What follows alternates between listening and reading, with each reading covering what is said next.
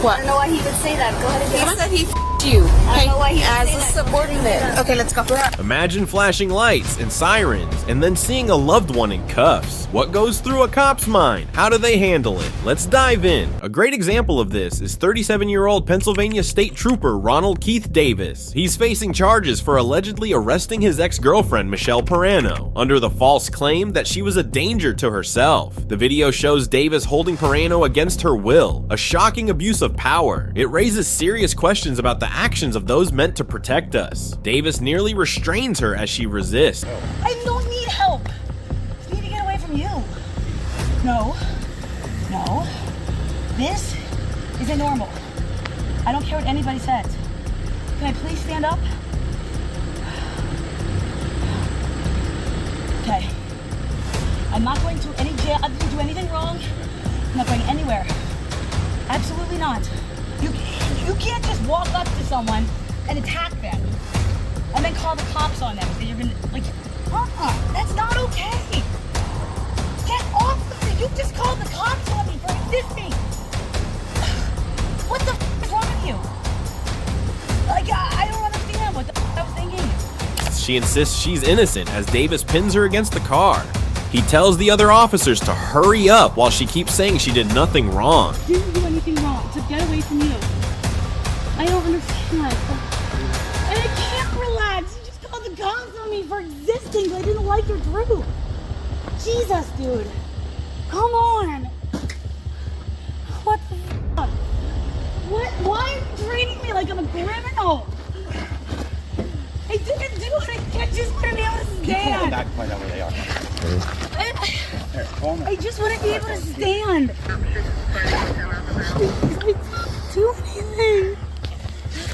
didn't do anything. I didn't do anything wrong. Down. I didn't do anything wrong. I didn't do anything wrong.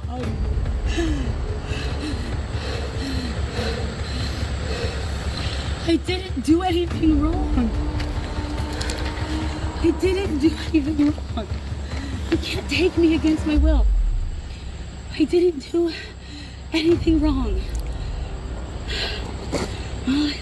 Davis was charged with official oppression, felony strangulation, unlawful restraint, false imprisonment, simple assault, and reckless endangerment after allegedly putting his hands on his ex's neck and choking her. A girl got arrested for driving recklessly, nearly hitting a car with a baby. Traffic cameras tracked her down, and officers discovered she was a sergeant's girlfriend. They stopped her, asked her to get out, and questioned if she thought dating a cop meant she could do anything and her boyfriend would bail her out. Jail, get this motherfucker out of my car. One step out. Get out. Dispatch, can we get an ETA on county? That's right, step out of the car. Where was it now? 18's 97. Almost struck the fence. That's right, step out of the car. Wait. Huh? Well, my name's Officer Solomon with the House Police Department, okay? The reason I'm making contact with you is because we got a call in that you're intoxicated driving, okay? Obviously, when I saw you, you just drove onto a curb and almost struck a fence, okay? So I'm gonna need you to step out. You're not getting any because who you know, it don't matter, okay? You know it's against the law to be driving under the influence, correct? Okay, you do know that, right? So I don't know why you think you're above the law because who you're dating. The officer warns her to get out or he'll pull her out. She refuses, so he grabs her arm and pulls her out. He tells her she won't get special treatment for dating a sergeant. After cuffing her, he hands the case to the sheriff's office to avoid a conflict of interest. You're gonna get out of the car, I'm gonna have to pull you out. Okay, we're not playing a game like you did with the other officers. Okay? Are you gonna get out of the car? What game are we playing? I'm not playing any game with you. Are you gonna get out of the car? Yes or no? No. Okay. I have one out on the ground. Oh, really? Yeah, really. Really? Oh, what the f***? You're gonna listen. You don't get any favors because who you're dating. You understand that? Don't resist. I'm gonna stop. I can call all your shit. 21469. Stop. No. Yeah, stop. You already messed up. Stop, man. We're 15 one time. You're not wrong. Stop. You're wrong. You're gonna get out of the car. She's like, no, I'm not getting out. and then that's when I grabbed her left arm, and then I pulled it. She kind of buckled to her legs, or like to her knees. I picked her up, and then I think that at that time she started putting her nails in my fingers and my. I mean, I don't. You need an ambulance? No. I'll just take pictures of those. You wanna speak? Email this to LFD? Huh? You wanna email the report to LFD? No, I'm gonna call them. Okay. I'm on the phone. He's on the phone with them right now. With Sky or CYFD? On the Sky right now. I haven't seen him in a while. I got enough to do. I know. Here, I'll take the picture and put it on the Sky. Anything else? That's the only thing I can see. Hello? Deputy Sanchez with the Lee County Sheriff's Office? The other officer smells a strong odor of alcohol, confirming she's drunk. She resists as they take her to the car. Her sergeant boyfriend explains the situation. At the station, a sobriety test shows she's 4.5 times over the legal limit. Hey, Desiree. So, obviously, we know you were driving, right? And I can clearly smell that you were drinking. I don't know your whole situation. I don't know what's going on.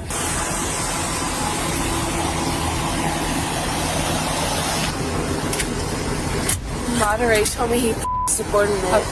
Ready? You. Hey, No. you have Mom to get in told there. me. I What? don't know why he would say that. Go ahead and He get up. said he you. I don't know why he would As say a that. subordinate. Okay, let's go. Go ahead and get up. No. Get on. Don't do Hey, Go that. ahead and get up. get on. No. Ahmad Go said he ahead and you get up. as Go your ahead and get subordinate. up. He Get on told me. right now. Go ahead and get up. No, Jasmine. He told me he you. Get up. Get up. Get up, or you're gonna go. Get up. You're gonna catch more charges. Get Get up. up. No, I don't give Get a up. Get up. You know what? Get on. Get in there. Do Watch your step. Just watch your step. Get in there. I'm asking you to get in there, please. All right. All right? It Watch your just step. helps Get up. me as my Okay. case against y'all. Ready? He told me he Hey, get up. Jasmine. Hey, get up. No, he told me. Get up. Get in there. He told Get I on. will You will not. Get in there. That's enough. Stop. That's enough. Now knock it off. I'm not gonna tell you again. You're gonna knock it off. You're not gonna come out here and kick one of my deputies. Thank you. Are you gonna stop? you. Are you going to Thank you stop? for the evidence. Are you going to now stop? Get up. No, thank you. Sit up. Thank you. Sit up. Sit up. No, thank you for the evidence. No, don't you Get up. Get up. Is your name drug evidence? Huh? She kicked.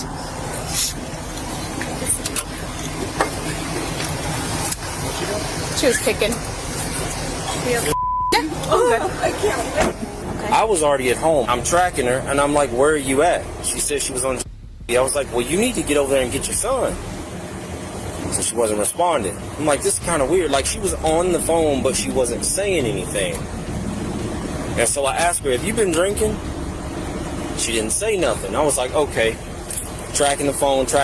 I hear a call come out, and they described my car. I don't know my 28, but I know my car, if you describe it to me. I'm driving down this way. I see Solomon parked down there, and I'm like, why ain't he doing nothing? Because she was right here where my car is. Look, she was like this. She was at this angle, facing that way, right where the car was resting. She was right here. So I swing around, and I pull up next to her, and I said, hey, man, turn the car off. Because I didn't know if she had the baby or not. My focus was to get the car stopped to get the baby out. If you drive off and you crash, that's on you. But Solomon saw it. She started rolling forward, and I said, stop her. She was rolling, just like not accelerating, but you know, if you got your car and drive and you just come off the brake, you'll start rolling. So she literally rolled from here to right there. I ran up, I snatched the door open, I put the car in park, I turned it off. I didn't see the key fob, but I have my spare. I keep my spare in my unit. Watch your back, bro. I put it in park, I turned the car off. I didn't say a word to her. I ran around the other side because I could see baby's feet. So I'm trying to think before she gets the conscious effort to try to put this car back in drive or turn it on. I run around, I grab the baby. And then I ran right up to her mom and I was like, take the baby. Olenek rolls up, he was like, Sarge, we got it. I said, please deal with that. And I backed up. The only reason I'm here is because this motherfucker wouldn't answer the phone. So I'm tracking and I'm like, something ain't right. Obviously I was right. So when you went to the driver's seat, you obviously smelled alcohol. coming from her. I'm a recovering alcoholic, so I have a hard time smelling. The only thing this nose is good for is beer and whiskey. I can smell those too. Well, how did she see you? Because you've dealt with She it just sat many there, times. just like this. She did not say a word to me. Okay. But I didn't really give a shit what she was saying. I was just trying to get the car in park, turn it off, and get to the baby. Bro, Yeah. this was too much. I'm just trying to get home to my baby. Oh, you don't understand what happened a while ago, but yes, it is too much. So I'll just wait till he gives me the numerics, and then I'll transport her and see where we go, see if she gets more charges or not. So I can't do both. I can't.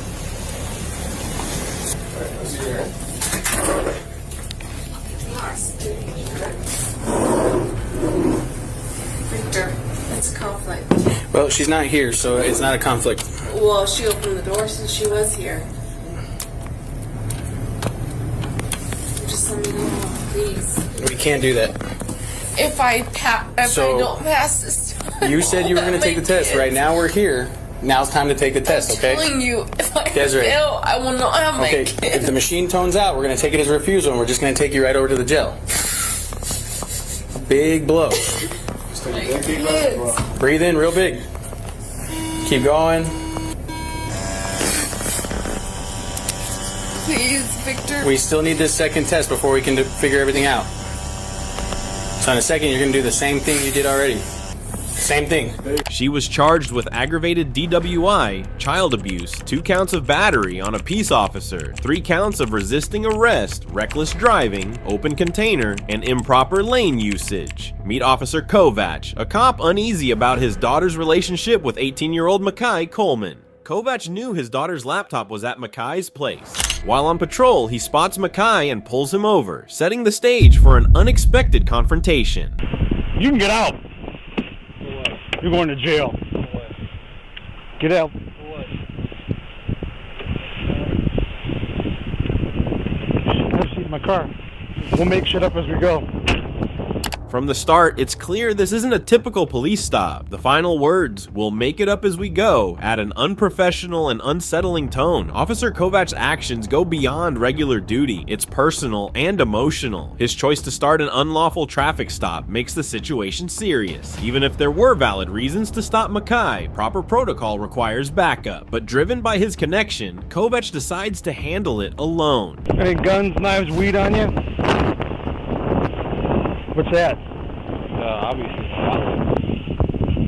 Go ahead and get smart before I can do something to you even more. When the passenger door opens, a friend of his daughter is inside, but his daughter is missing, adding a mysterious twist to the situation. 34 Ashland. I tell you get out of the car? Did I tell you get out of the car? On a road that flows Toros. I was advising a white female in a blue Jeep, find them with a gun. She's in a Ford Focus.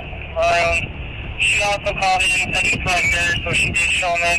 She has a 1015 permit. Your dad know my daughter's in your house?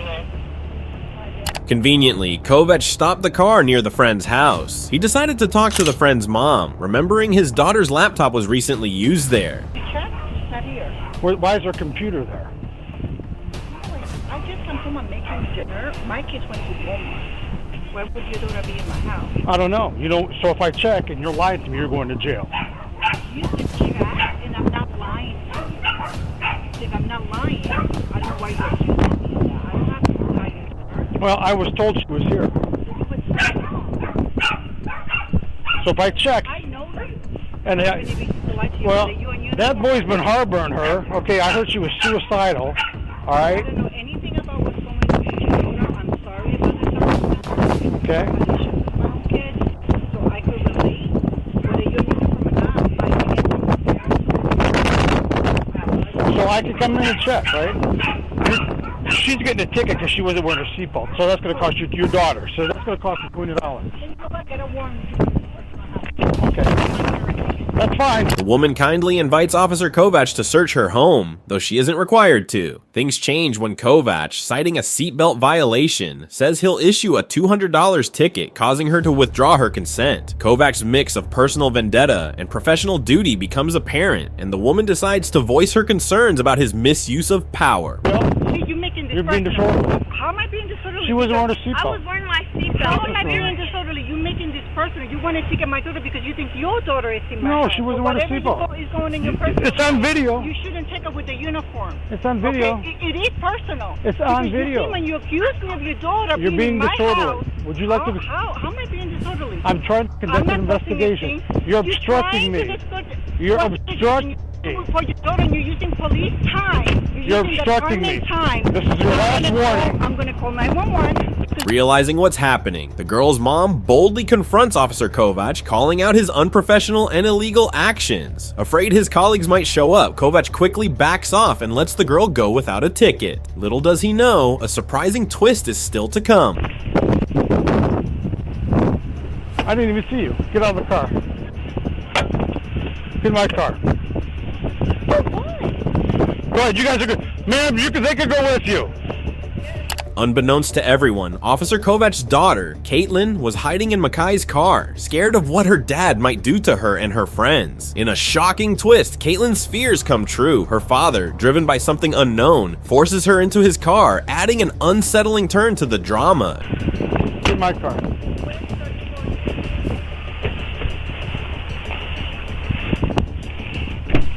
Goodbye. Goodbye. Goodbye. Get in my car. You can't. You can't take me. I am 18. Goodbye. Goodbye. Hey, well, you can get back in the car. You're in the No, you're not. Get in my car. Why are you taking me? Get in my car. Why are you taking me? You have to give me a reason. By law, why are you pushing me? Why are you pushing me? Why are you doing this? Turn on your camera, guys. Turn it on. Get in my car. You can't arrest me for no reason. You can't. You can't. Caitlin! Knock it off! You don't want me. I know. You can't do this. You can't do this. You can't. You can't pay me for no reason. Yeah, she did nothing. I'm an adult. Get in the car. Why are you putting her in the car? She was suicidal yesterday. I was not. You weren't even with me yesterday. Just like, well, Friday. Get in the car. Friday, I was not. Get in the car. I have video proof with me all day yesterday. Get in the car. You're not harboring her. You can't. Adult. She has no relation. She has no reason to exist anymore. She's gone. Get in the car. You can do that. I'm not. I was going home to her mother, and you're ruining it. I can't. You gotta come down. I hope you know we're already taking the court. That's fine. You're going to court already. She's about to lose her job. She's going to the hospital. She's going for what? Don't get me. For what? Tell me why she's going to the hospital. Because you think of what?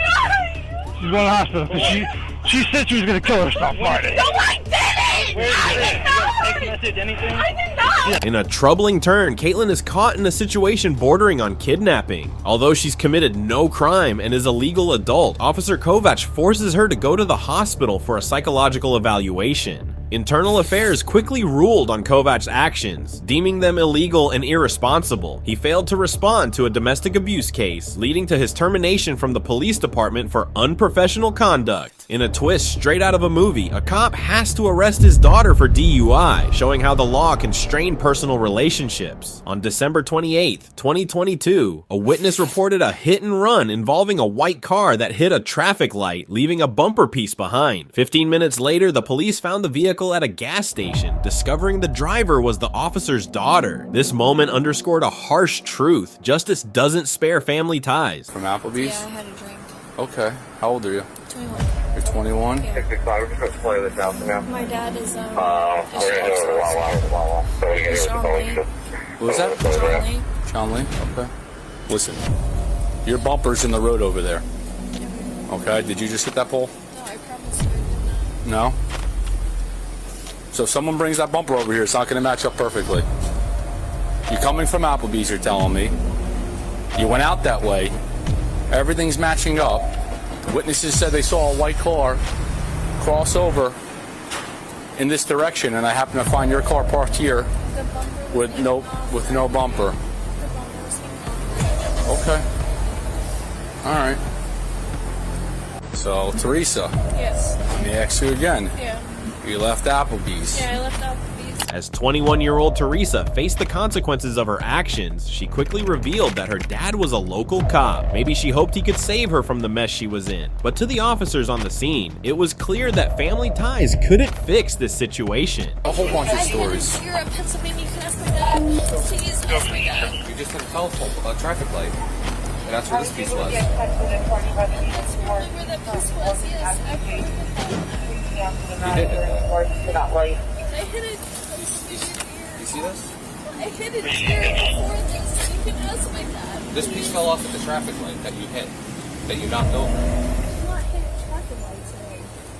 So you mean to tell me that's just coincidence that this was I on? did not hit a traffic light today. So again, you mean to tell me that this is just a coincidence that this piece was found right next to a traffic light? Listen, are you just scared you're gonna get tickets or something? Yes. Is that all it is? Yes. So you want to just tell the truth? Yes, I'm telling you the So when after Applebee's, did you hit a traffic pole? I think I hit something. I remember hitting something. You can't miss it. It lights up. It's red, green, and yellow. I remember hitting something after Applebee's. But Okay. I'm saying, like, And then did you drive away because you're scared because you had maybe had one drink and you think you're drunk? Yeah. And you might get arrested, but you don't seem like you're drunk? Yes. Is that what's going on? While the story of everyone using marijuana isn't the only strange part, Teresa's tale raises more questions than answers. She claims the dangling bumper is from an accident in Pennsylvania, conveniently falling off when her identical car hit a traffic light 25 miles away. Despite this, Teresa holds onto a glimmer of hope, thinking she has a trick to get her out of this mess. I hit it. You see this? I hit it here before this. You can ask my dad. This piece fell off at the traffic light that you hit, that you knocked over. 670. Do you have another unit out with you? Call my dad. He's a sheriff's All right. Within minutes, Teresa drops her dad's name like a magic spell, hoping it will save her. But before he can step in, the determined cops, suspecting more to the story, start unraveling the mess she created. Bit by bit, they get the truth out of her. Okay. And then did you drive away because you're scared because you had maybe had one drink and you think you're drunk? Yeah. And you might get arrested, but you don't seem like you're drunk? Yes. Is that what's going on? So you drove away because you're scared? Yes. So you might get some tickets and maybe you might get arrested? Is that why? Yes. Okay, so now we're starting to tell the truth, right? I remember hitting something, but I remember like before this, I already hit something, and he was. So you're saying there was some damage, but obviously your bumper is over there, like this officer was saying. This was already damaged. Okay. This was already Okay. damaged. This fell off because of already damage. Okay, but it fell off on Lanes Mill where the pole is in the middle of the road. Just call my dad. He would tell you. Well, He's a here's sheriff's officer, the thing. I promise Your dad, the you. sheriff's officer, wasn't driving your vehicle today. In a brief exchange, Teresa reveals 3 things. She hit something, she was more intoxicated than first thought, and she was texting while driving, all severe offenses. With the truth out, detectives turn to Teresa's father, John, but to their surprise, he's not there to help her. What's going on? Hey, John, how are you? So your daughter is a traffic law and a report on that. I don't know if she's just like nervous and scared. She's texting. I don't really know what the deal is. She's kind of friendly, and the story that she was telling us doesn't really make too much sense. And just give me a heads up. She said that she was at Applebee's. How bad's that light? What's up? How bad's that light? It's down? It's like in the middle of the road? It doesn't make sense because the way that she... We were able to move out. We were able to a little bit more. We're all nice.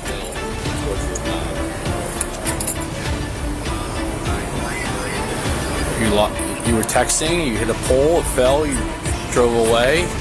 Yeah, the car's drivable. I'm just giving you. Just let this officer talk to your dad, okay?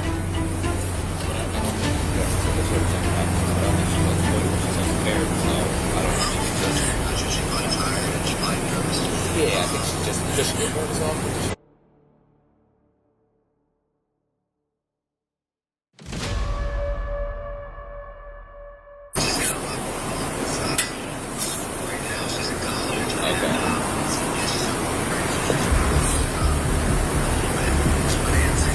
Okay, did she get into a crash in Pennsylvania? She did. Okay. What happened there? Okay. Okay, what was the deal with that crash? Where's the damage on the car? Okay, the damage on the car there, I think, if I'm trying to remember off the top of my head, it was like the front right bumper. John explains that Teresa hit a deer, causing damage to the front bumper, but he quickly adds that the deer accident was just a minor issue compared to the much worse and puzzling damage now on the car. No problem. Can I come out? You guys out there? That's up to you. I'll see if she wants you to come out, if she wants, you know, you to drive her home. That might be the best thing. Yeah, she's at the Wawa on by Kent Road. Oh, okay, gotcha. So, yeah, I think it might be best if you come, because like I said, she's upset. Still very nervous, so, okay. Yeah, I appreciate it. Let me come out there, and I'll see you guys in just a couple minutes. Thank you. Okay, alright, sounds good. Thanks, bye. Alright. Reality sets in as Teresa's hopes for her father's help fade. 5 minutes later, he arrives at the scene, ready to talk to the cops. So, what she's saying, like, and where the damage was and everything, just doesn't really make too much sense, so I tried to get some more information out of her, but figures out there was somebody tonight. What's that? There was somebody. Inzarello? No. Yeah, not tonight. It's not tonight. So this is at a yeah, so you know where back entrance for Lowe's is? Yes. Where like LA Fitness is in that intersection? Yes. So took out the telephone pole by the Lowe's. So it came down. And then that piece of buffer there is there. But which described the other damage, the other black piece, obviously. Yeah, no, it was more than that. I mean, that's more than it was. Okay. Yeah. So for the other one, was it just like the bumper wasn't hanging like that? Yeah, no. So what it was is basically this was intact. Okay. This piece was missing, but these scratches here, that's all from a deer that she tried to do. So that's would be okay. Because once you described it to me, I was like, gives a little power to pick up one of the traffic lights. Surprised that's the amount of damage. So who was who's the officers? So right now, this is going to be my call. Our supervisor's coming out. Okay, gotcha. He's going to be providing all the details. Okay, who's your supervisor? Not that I'm not, dude.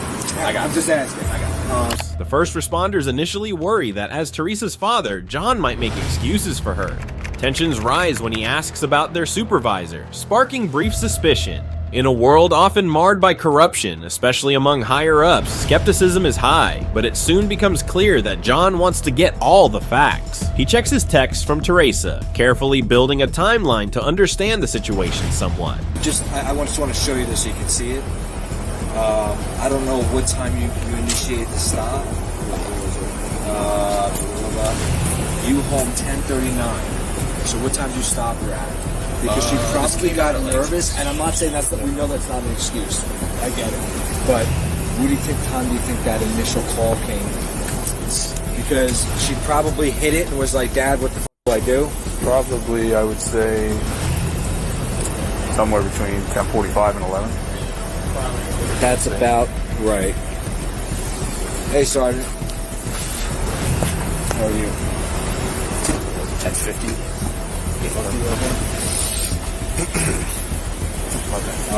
Right, so that would probably be about the time she hit it. At what time? She texted me originally at 10. I was trying to get some sleep. I just got off work. She said you home at 10:39. Yeah, that's right. Yeah, that's about when the whole came out. Yeah, about that. Say somewhere we got it. Right. So she hit the thing, got nervous, and okay. Did she tell you she was going to Applebee's or Ruger's? Yes. Oh. Yes. I'm not sure which one she went to. Yeah. But I know that she was going out to either Applebee's or I think she said she got something at a Ruger's or something. Okay. I'm not sure. Like guacamole or something. I have no idea. Yeah, we just weren't sure just because, like, when we were talking to her, she wasn't telling us the truth at all. First off. She was what? Wasn't telling us the truth at all. Saying okay. She didn't know anything, that damage is old. We're trying to piece everything together. Okay. Together. We thought maybe she was with friends or something. It's because we're like, well, you're at least going this way on the road. Yeah, well, she's had some. Well, I don't know who she was hanging out with. She does have an ex-boyfriend. Yeah. She's off school for the 2 weeks. So, I mean, I mean, lying to, because she knows that I'm a cop. She knows not to do that. But I mean, calling in the beginning, like, we just want to make sure that because there might be a car driving around that actually Right. gets the car. She tries saying, "No, it's all damage. It happened." Okay. Okay. But, like, Well, maybe she didn't even. Do you think she? I'm not saying she didn't lie. Yeah. Okay. I want to be very clear about that. Yeah. But she might not even look at the freaking car to see if there's any difference. Despite John's willingness to help, the sergeant on site asks him to step back to keep the investigation fair. So far, everything except Teresa's actions has gone smoothly, showing good policing. The focus returns to Teresa's claims. She says she only had one drink at Applebee's, but signs point to her being more intoxicated than she admits, a suspicion confirmed by field sobriety tests. And everything that happened today, right? I don't think that you were okay to safely operate the motor vehicle. Right? I think that it was great for something else going on, so you're good to know it pretty well.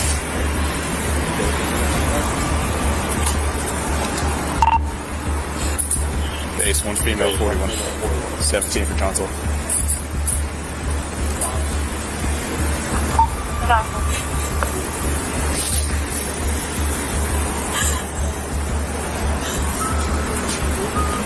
Dad. Hold on, we'll let you talk. Do you have anything to tell your pocket? No.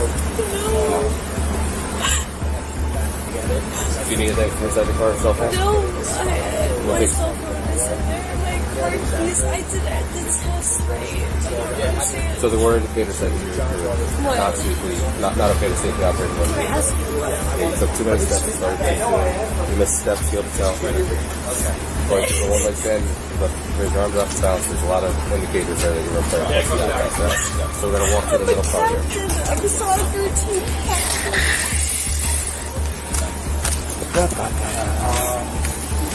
Where's my dad? Oh, your dad's right over here. Can I see him? Okay. Sure. So we have your cell phone. Do you need anything else from inside the car? Anything else in there?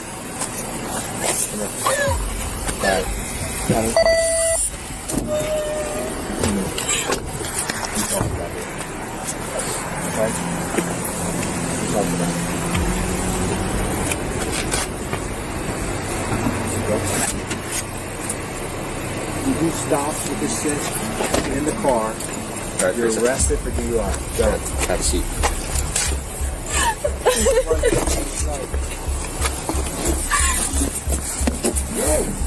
Teresa, I do want you to understand these are traffic tickets, okay? Nothing criminal here. They're motor vehicle offenses, okay?